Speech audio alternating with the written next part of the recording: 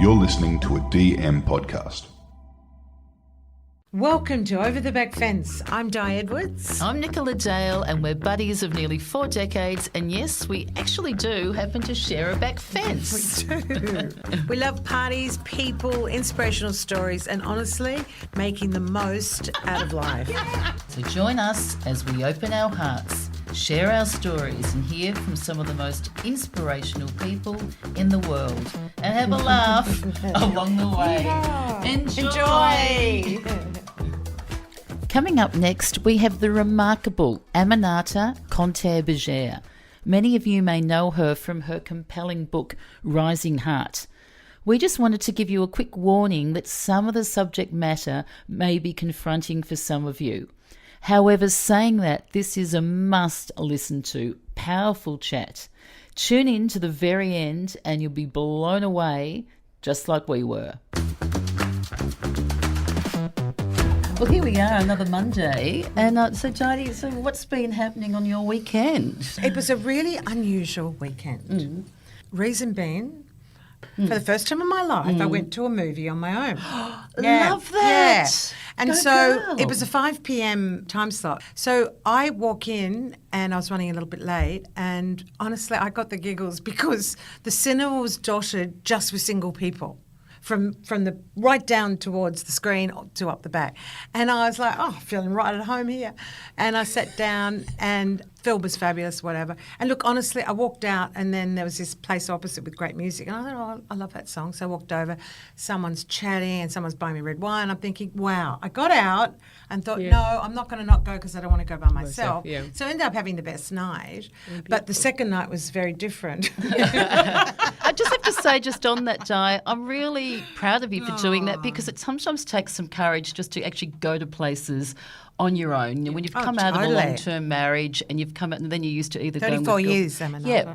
Then to actually do these first steps and then just do it without sort of feeling odd that you've actually, and it just becomes normal, and it's like a self-care, self-love, and why not? So true. It's so, well, that came to the fore. Go you. I had a great time. Look, Yeah. she's Me, myself, I and got I. a tick from Nicola. Well, she had the best. I'm loving myself, sicko. She had the best date, didn't she? Did you have a little fight with yourself, or what happened?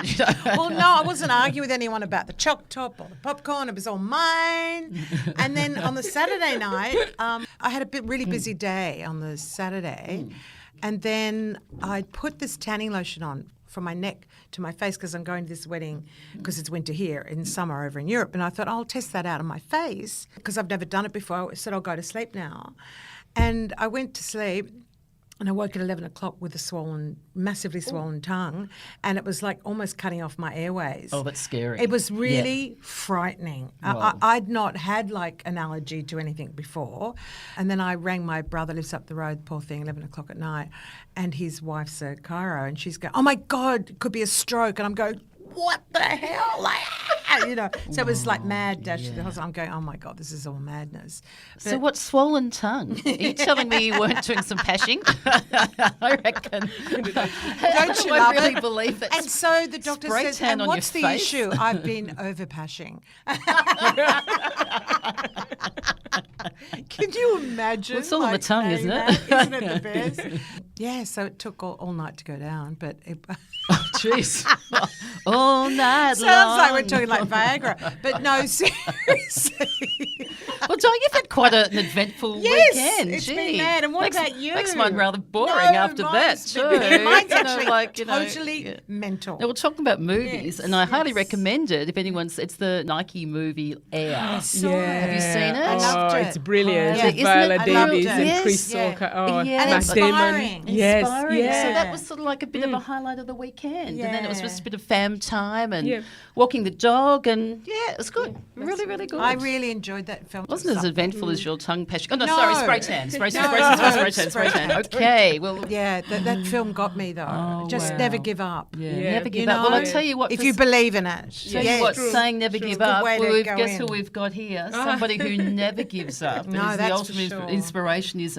I've got to say that we are absolutely thrilled to have Aminata Conteh-Biger, the beautiful lady with the most beautiful smile, positive attitude and courageous heart, join us at our back fence. Aminata was born in Sierra Leone, West Africa, where she was raised and educated. And at the age of 18, you were kidnapped, imprisoned, and suffered the horrors of abuse and rape by rebel soldiers during the 11-year civil war, and subsequently you were released in the year 2000. Aminata became one of the first Sierra Leone refugees to be settled in Australia, and I've got to say, what a gift to us. Absolutely. You know, how lucky are we? And you know what? You're a real change maker. You're an author of a wonderful book called Rising Hearts. I actually listened to the audio, and it's brilliant. I highly recommend it. You're an inspirational speaker. That's where we first met you. You're a performer, got a passion for fashion. You've modelled and catwalks. You've been seen in glossy magazines. You're a proud wife and you're a proud mother of 2 beautiful children, a boy and a girl, and the founder and CEO of the Aminata Maternal Foundation, which improves the health and well-being of women and children in your motherland. You're a special representative for Australia in the United Nations High Commissioner of Refugees. And in 2021, you've been recognised with the Humanitarian Award. So it really is an honour and a privilege to have you join us today. So let's welcome Aminata. Welcome, to us. Aminata. Yeah, Thank you. It is a privilege. I'm really excited. Very honored what to be an here. intro, like to actually sit there as a human being, to hear that in reflection, that's just, must feel remarkable, like seriously. I feel blessed to be able to do it, to be able to contribute to humanity. I think that's when one can be of service, I think that's a pure blessing. So, yeah. I wish more of the world had that attitude, truly. Do you know, I think I'd like today, I think it's a really good place to start, if you don't mind, is just sharing with Nicola and the listeners about, firstly, your beautiful experience in a really loving family, moving to being kidnapped by these rebels and being held hostage. Could you just share a little bit of that story with us so we can integrate that to where we're going to head today? Yeah, sure, absolutely. So I grew up with my father, who I believe is the most incredible human being that ever exists. I grew up in Sierra Leone, West Africa, and I grew up with 4 siblings. I think the way I put a setting of the way I was brought up is my dad was incredible protective of his daughters, his children in general, but especially his daughters. And that's very rare in where I come from. The boys were more given more things and more privileged than the girls. My father did it the opposite way. And he wanted us to know our values before we leave home, so nobody can tell us who we are. And I've got goosebumps. What's going on? education was so important to him. He knew that if we are educated, we will be able to live any part of the world, and we will be able to provide with or without men.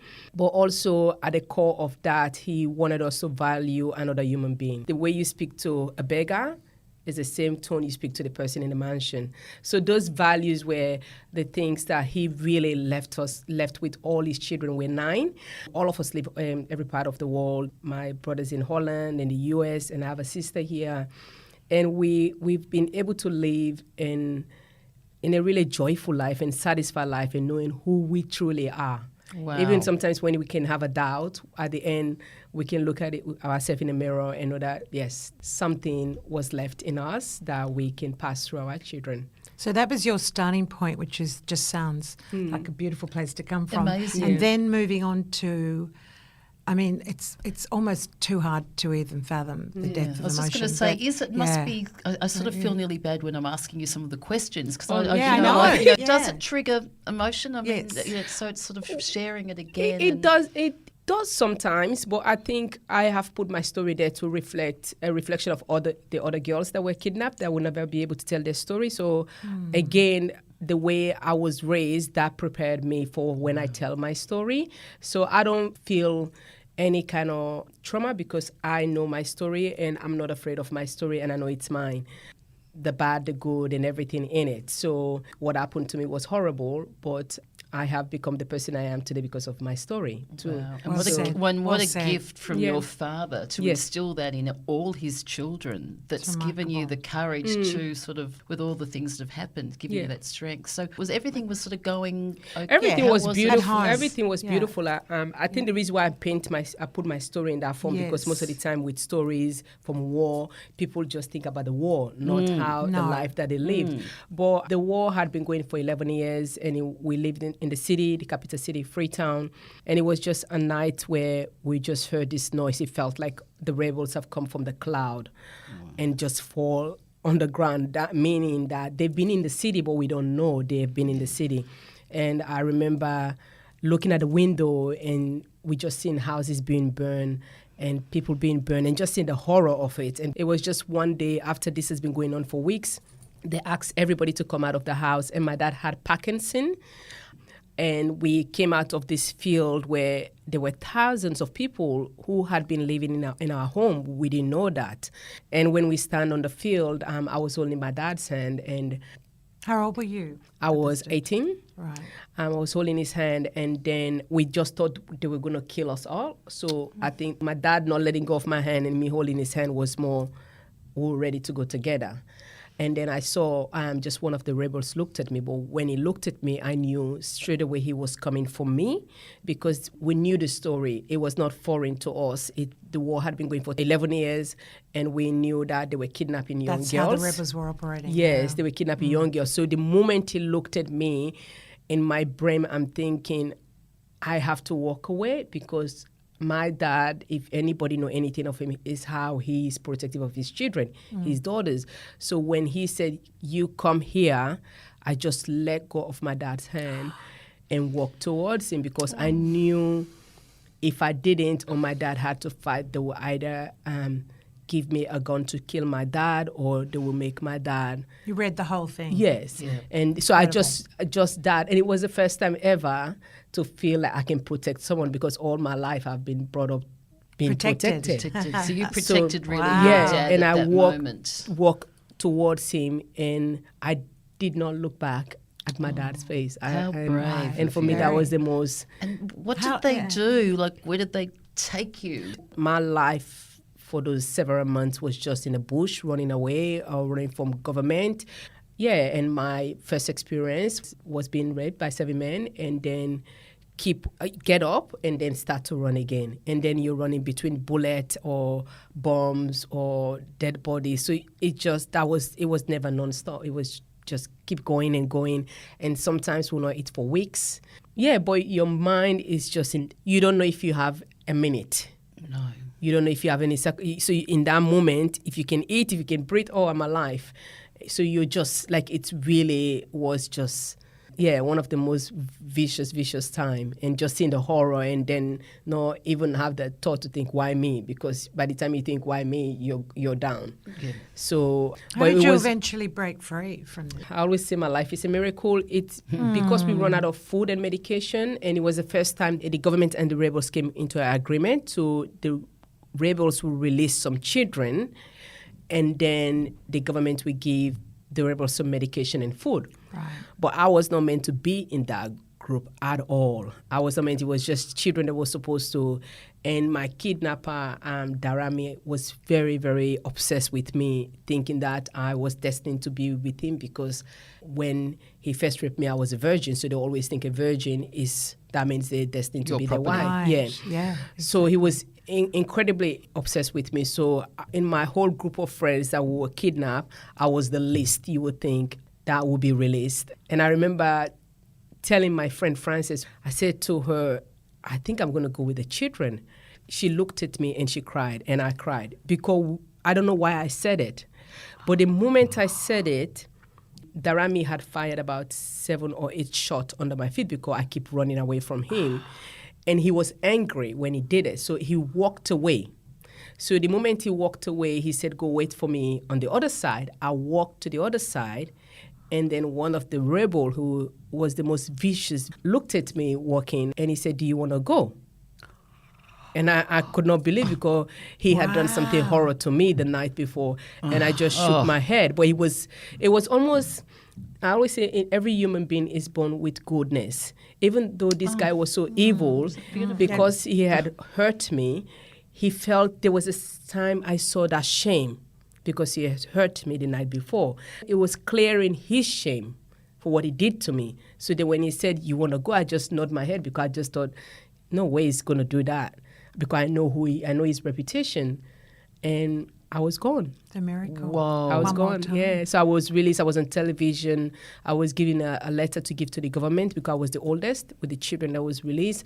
So we properly, it's like one scene that you see in a movie being exchanged with the international soldiers and the rebels. We walking in the middle of the street. And there should be no gunshot. If there was, we will become the casualty. Sometimes I don't believe it's true. Surreal. I don't believe it's true. Yeah. Wow. It's incredible how also it's like saying really manifesting, but I'm it's like you manifesting, speak those words of what's going to happen. Yeah. And it did. And it did.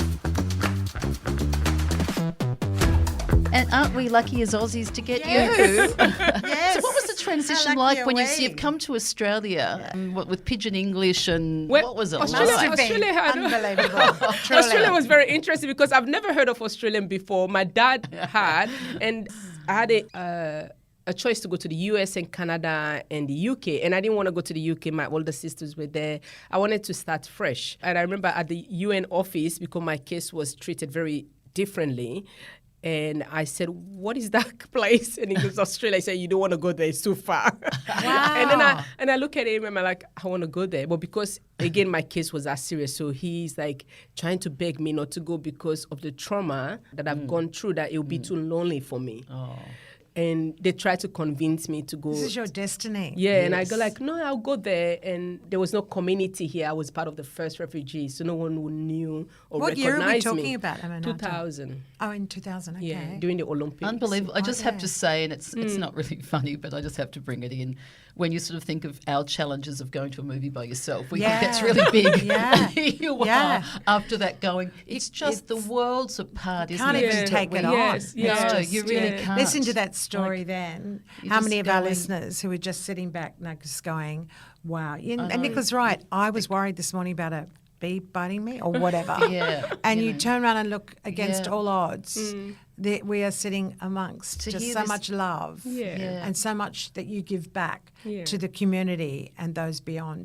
But and I think also you can underestimate what you were fearing that's your world. You know, that this part was my world. Now that I've been in Australia, I can be fear of bee biting me. You know? So Everything's relative. I love that. it It's is. relative. It is. You know, You can So, relate to yeah, that. I can Yeah. relate to Yeah, that. So wow. before war, I didn't fear anything else. Yeah. So yeah. And what about, as Nick was saying, how about How's the Aussie journey then? Settling here, Oh, really? the Aussie journey was like it was like seriously. it was really beautiful in a way because I had not grown up with any kind of curiosity about me. Yeah. When I came, I was living around Penshurst, and I was very interested why people are curious about me. The way they would look at me on my hair, I'm like, oh, this is cool. And going to school, so I went to Wonderful. school, but I went to church and I met my beautiful spiritual family who I adore, who are Australian, the Dwyers. And I think that was a really beautiful foundation for me Yes. because they were Good the starting first point. people that saw me, not saw the story. Right. You know, so that was very wonderful to have It's a that. great line, though. Yeah, So they you, didn't- not the story. Yeah, they didn't see my story. It's beautiful words. Never did. Yeah, and who am I? and then that's how I started getting involved with UNHCR because my spiritual dad was a chair. He started the UNHCR in Australia. But the journey in Australia, now that I look at it, I go like, oh, wow, that was what people were thinking. I was the only black girl at my school, but I didn't know I was black. Right. In a way, because we don't really see the colors. Yeah, we see white people in Africa go like, oh, that's a white person, but we don't have anything around it. And I think because in Sierra Leone, where I come from, we were not taught about race. So it didn't touch me, it didn't bother me. How wonderful. So when people say They're healthy. comment, yeah, Healthy but I could boundaries. tell something was wrong, and because again I was raised by my father. Like if I go somewhere somebody doesn't like it, and I go like, well, they can leave. I don't need to leave. They are the one that have the issue. So I think something was built with me back home that I didn't have words for that helped me here in Australia. I didn't struggle as much. There was a a lot of time, of course, I came and I was on Centrelink. I remember getting $270, and I'll pay my rent, my bill, and then I'll be starving. But I'm thinking, why am I starving when they say this place is a place I cannot starve? Even in Africa, I never starved, only during the war. So there was a lot of conversation with myself. And then when kids would ask me at school, have you seen lions? Do you sleep next to hippo? And I'll look at them. I'll think what is going on? And I'll actually say to them, yes, I've seen lions. And they'll go, when? I'm like, in Tarango Zoo. Because I have really honestly never seen lions before. Exactly. Yeah. But I think the one thing that got me, I remember one of the kids asked me if I've eaten rat. And it's like poison for us in Africa. You can't eat rat. And I'm like, why are they asking if I've eaten rat? And I didn't get it. So I remember going home and I was watching TV, and then I saw this advertisement come on with World Vision, and I saw this boy. I still remember the boy was wearing like a red top and a bush holding a rat. Oh. And then I go, oh, this is why they asked me if I've eaten rat. Cool. So I went, my $270 I called World Vision and started donating. Because I'm like, they can't eat rat. So I started sponsoring. So you started sponsoring World incredible. Vision. In Senegal, I remember in Swaziland. But I didn't know. I'm like, oh, this is what these kids are seeing. They're asking me this question because of what they see. But people don't eat rat. But here you are, the person with probably the least amount of financial, and you're sponsoring somebody. I thought they would die. I thought they would die. I'm like, man, these kids are going to die. But I think, I think they were bitten pieces. That was really, really hard. But we all go through hard times. Yeah. But you rise above it, no doubt. You just have that incredible ability, all those tools on board. Yeah. And speaking of rising, the book, Rising Heart. Oh. It's just a wonderful book, which I was just saying, could share some. But can you sort of tell us a bit then, when you met your husband? He's French, is that correct? Yeah, he's from Brittany. He's from Brest in France. Oh, beautiful. I met my husband in 2007. It was one of those days, it was my ex-boyfriend's birthday. We all love that, don't we? and I have a beautiful relationship with my ex-boyfriend and the family. And then they said, oh, we're going to go for dinner. I'm like, oh, no. And I just said no, which in our culture, no is like the easiest thing to say. And then I love going out by myself. So I'm one of those people you'll meet in a nice restaurant sitting by herself for 4 hours.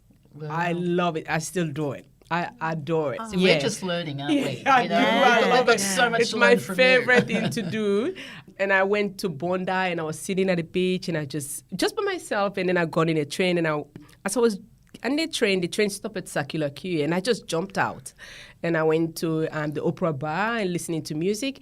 And the moment I started walking home, Antoine came up to me and said, hi, I said, hi. And I thought he wanted me to take a photo. And he said, no, I want to stay with you and talk. Can I stay with you tonight? I'm like, what? And then we spent 3 hours. He didn't speak any English, but I understood French. So we spent 3 hours talking and we became friends and we started seeing each other. And then he went to France. But when he went to France, he had left a letter on my the book. Yeah. How long? Yeah. He left a letter. For almost 5 years, I didn't see the letter until we reconnect again. So so the letter was in my drawer, and then was that a love letter too? Yeah, it's a love letter. It was saying, it's been. Had you been in touch with him during that? We were talking as friends. So when he went back to France, he called me a lot. He thinks I've seen the letter, and I was just saying, hi, how are you? I hope you. So we're just chatting, and then 6 months later, so he called me right away when he got in France, and. But he didn't get any kind of response. It was more like a friend. So he thought I had read the letter and I didn't feel the same way. So almost 5 years. Almost 5 years after, we reconnect again. We start talking and he was coming to visit me in Australia. And then I was going to go visit him back. So I was getting my passport ready. I'm on the phone with him. And then I opened this paper. And I could tell by the running right because he had drawn an African map. And he was trying to write in English because he never wrote in English before. And it was like, it's been 28 days and writing all this there. And then I'm like, did you ever leave a letter for me? He's like, yes. And I just hung up and read the thing. I'm like, oh my, I didn't see the letter. We still have it. I still have it. That's beautiful.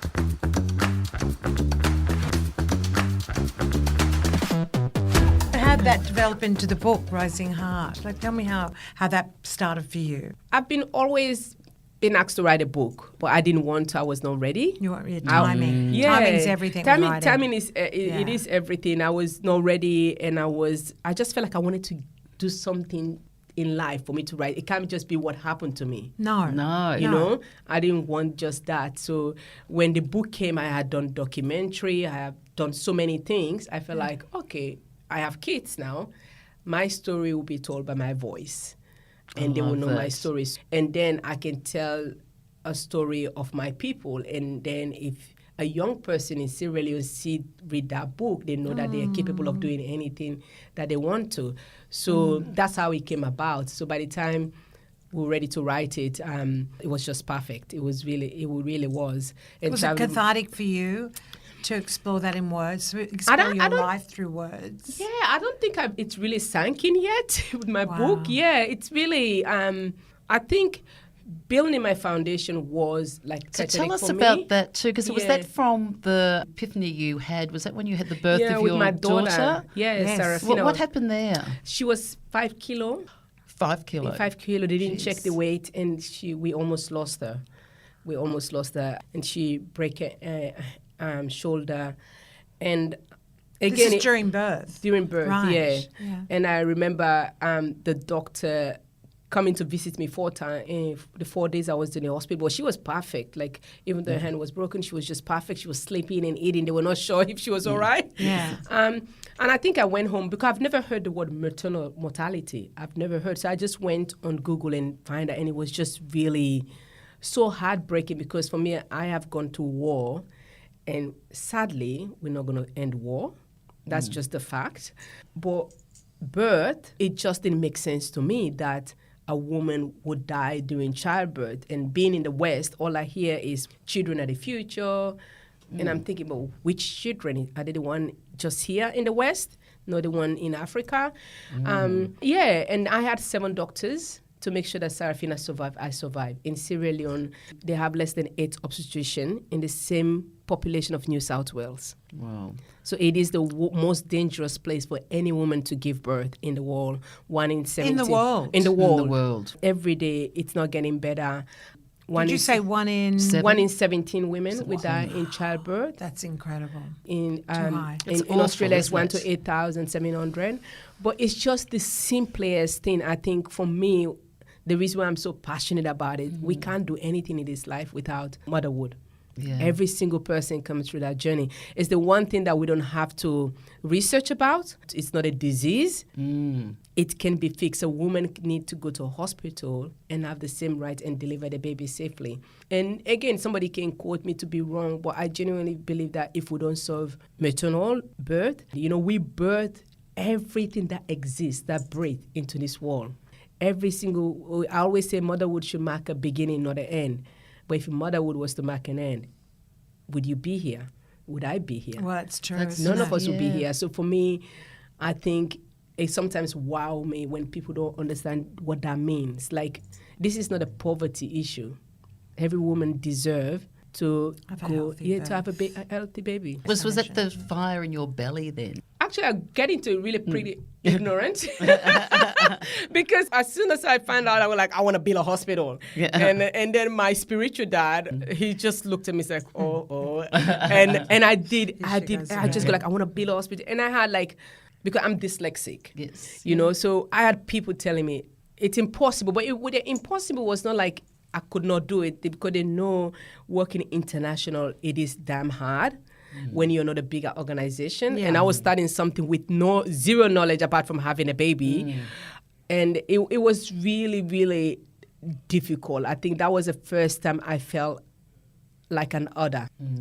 It was the first time in Australia that I felt like, oh, what do you mean you're going to build a foundation? Do you have a qualification? You knew you could do it, but other people, other contributing the idea factors. for me, when I say I want to do something, I'm not saying like me. I'm just a pusher of the dream. It's a universal. You know, I can't do anything by myself. But you're the cheerleader and getting it going. And I didn't know anything. I didn't. But I just wanted to learn. And yes. You've done that. And you've just made. So tell us what's happened now back in motherland. So in Sierra Leone, we have a the hospital that we work with is a private hospital that provide free health care, the poor of the poorest. So it's the second busiest maternal hospital in the country. 96% of staff are Sierra Leonean. I'm very focused about that because the reason why Africa has been so be where it is today is because we get the West to go do the job. We need the people of the country to do the job themselves. So we hired 96% of the staff as Sierra Leonean. So when case like Ebola and COVID happen, the hospital operate. And do you educate them? Yes, so there's educational programs. Sierra Leone have the highest teenage pregnancy because of Ebola. So there's a lot of teenage pregnancy rates. So we also give them educational program 3 days a week. They come to the hospital. We'll provide transportation because they will not come if they don't have transportation. We'll provide meal for them, which makes them to come. So we do that. And once they have their baby, we also become an employee to get job for them. So because the reason why they probably sleep with a man is because they don't have food to eat. It's one of the poorest countries in the world. So we try to not only provide them safe birth, we give them that educational program while they're coming back. During those times, 3 times a week, we're training them some skills because once they get that, there's no way they're going to sell their independency to get their own money and look after their own children. It's a win-win situation. And I think some of those yeah. skills probably from the words of your dad now, and like I was reading in your book too with the Dream Team too. Yes, the so Dream tell Team us girls. about that. Like it's Yeah, just like so the Dream inspirational Team stuff. girls, really inspirational, but they're heartbreaking because they're girls between 9 years old to 18 pregnant. It breaks my heart. But it's so incredible when you see these girls that have gone through this process, the way they talk to you, they're confident, they're light. Like I don't even think people think I'm confident. I don't even think I have that kind of confidence. Like their whole being, that they've known something so small, you give them a hope of mustard, they are taking it and running with it. The way they say, I want to be a doctor, I want to be a president. They will say it so confident that it's like you fake it until you believe it. But then you can't see any doubt in their head. I love how that. does that make you feel when you witness that? It's really, I I was how not, I'm feeling. I know. it was not something that I was ready for at all. When I went to Sierra Leone, I just go like, I just want to help. And when I remember walking into the hospital, they were all staring at me. And I wasn't sure. And they go like, oh, you're real? I'm like, what do you mean? They go like, they've been Googling me. And they go like, but you're younger. Because they don't have the concept that somebody young as me can go and give back home. Do it. And they're also used to somebody that doesn't look like me. Yes, that's right. So it really... The perfect example. Yeah. To live up to. So it was really eye-opening for me. And these girls, the way their eyes lit up, the way they would just walk around, and some of them that have never used even a proper toilet, the way they would use the stove and cook a meal, because now they go into hospitality.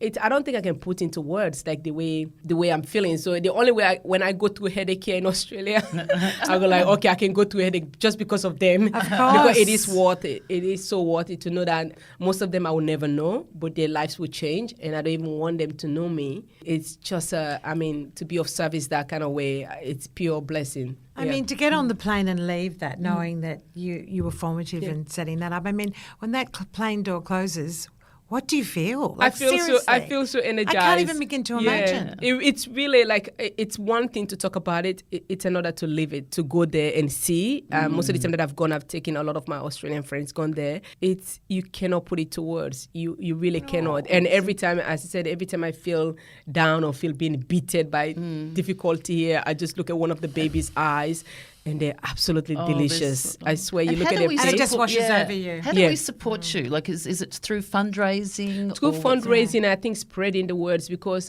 the most challenges that I find in Australia, I think it's Australians are used to helping only Australia, and they think beyond that they can't help. It's kind of way of thinking. Like, we have a lot of problem here too. But there is so much you can do, So I think when it comes to thinking of new ideas, if anything that I've taught us is COVID, that we're more alike than we're unalike. So true. One world. There's so much. There is no way I'm able to give back home because I've been in Australia and I'm giving back to Australia, and I'll continue to give because this is my home. But we have to be thinking beyond that, because Australia is the last place that I ever thought that I would come. You don't know where your child will end up being.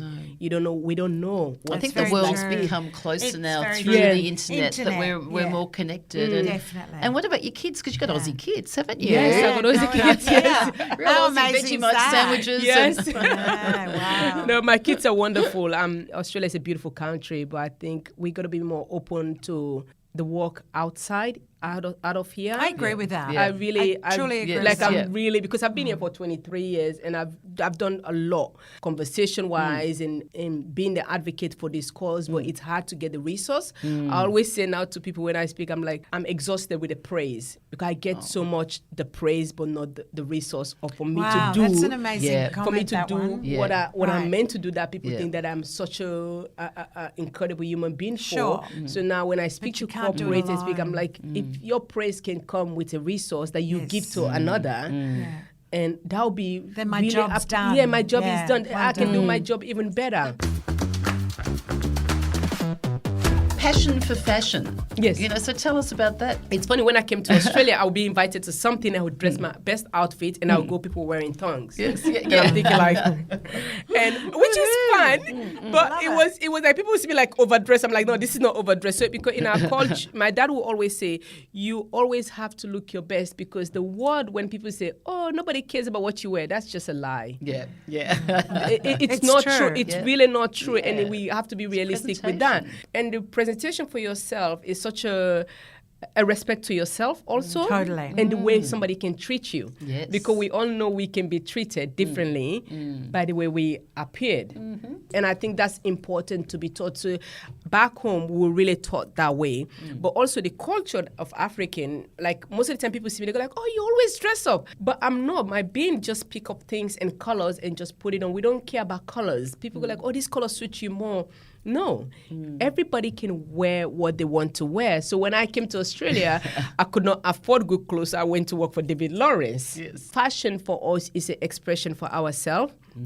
And I think in the West, it's an expression for others. So what's that store you're involved in? Oh, for is it fashion? social outfit? Yeah, that's amazing. Yes, I'm on the board of that. So we God, what are you not on the I know. board Oh, of? yeah. For God's I No, know. sake, I'm only you're on one board. But I love the concept behind this store. Yes, great. it's brilliant. It's absolutely wonderful. We employ refugees and migrants.